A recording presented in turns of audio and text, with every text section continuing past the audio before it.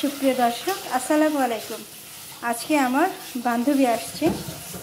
আজকে ঝুমুর বৃষ্টি হচ্ছে বাইরে, আর এই বৃষ্টি উপলক্ষে আমি ভাবলাম ওদেরকে কি খাওয়াবো। তো আমি কিন্তু আয়োজন মোটামুটি ভালোই করেছিলাম। গরুর মাংস করেছি, দেন আমি এই যে ট্যাংরা মাছ করেছি, ট্যাংরা মাছের চচ্চড়ি করেছি, ডিম ভোনা করেছি, ডাল করেছি, সাথে ভর্তা করেছি। তখন হঠাৎ করে মাথায় আসলো যে ওদেরকে আমি জিজ্ঞাসা করি তোরা কি খেতে চাস। তো ওরা আমাকে বলে বসলো যে আসলে আমি অফার করছি যে খিচুড়ি খাবি না ভাত খাবি, হোক না মাছ টাছ, কিন্তু গরুর মাংস ডিম আছে।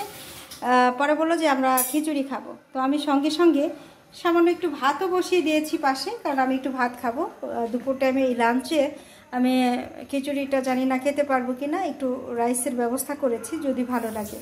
তো পাশাপাশি আমি এই তো পোলাওর চাল, মুগ ডাল আর মসুর ডাল ভিজিয়ে নিয়েছি, একটু ভিজিয়ে রেখেছি। এটা রান্নার মিনিমাম আধা ঘন্টা আগে যদি ভিজিয়ে রান্না করা হয় তাহলে রান্নাটা খুবই সুন্দর হয়। আর সমান তালে এই অনেকের আছে না যে পোলাওর চাল সিদ্ধ হয়ে যায়, ডাল সিদ্ধ হয় না। আর এভাবে যদি একসাথে ভিজিয়ে রেখে রান্না করা হয় তাহলে সমান তালে এটা কুক হয়। আর এজন্যই আমি চাল ডাল একসাথে ভিজিয়ে এটাকে রেখে দিলাম। আমি এখন শাওয়ার নিব, দেন জুম্মার নামাজ কায়েম করে খিচুড়িটা বসাবো। খিচুড়ি হতে আমার লাগবে মাত্র 10 মিনিট। ওরা যখন আসবে তখন আমি গরম গরম সার্ভ করব। তো আমি এখানে ডিম ভোনা করেছি, সুন্দর একেবারে মাখো মাখো করে, খুব বেশি মশলা না, জাস্ট জিরার পাউডার দিয়ে এই ডিমটা ভোনা, কোনো গরম মশলা না। এটা একেবারে ন্যাচারাল ফ্লেভারের টেস্ট আসবে। তো আমি যখন খিচুড়ি রান্না করি সকলকে দেখাবো। আমি এই মুহূর্তে আপাতত অফ ক্যামেরা যাচ্ছি। তো এবার আমরা খিচুড়ি রান্না করার জন্য চলে আসলাম।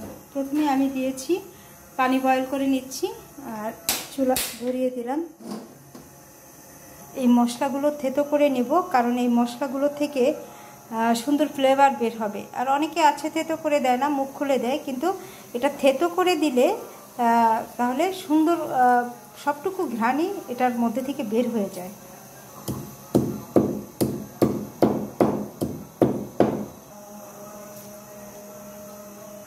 প্রথমে আমরা দিয়ে দিচ্ছি তেল,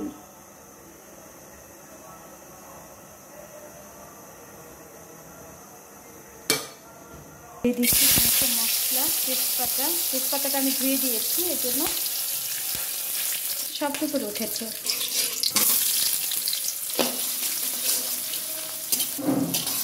অ্যাড করে দিয়েছি অনিয়ন।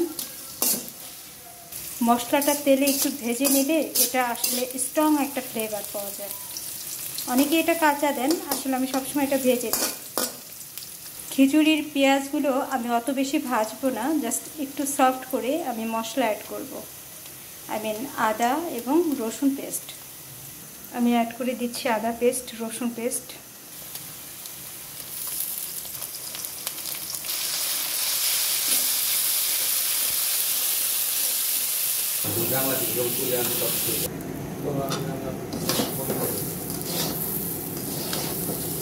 চালটা সুন্দর কষানো হয়েছে, এবার পানি দিয়ে দেবো।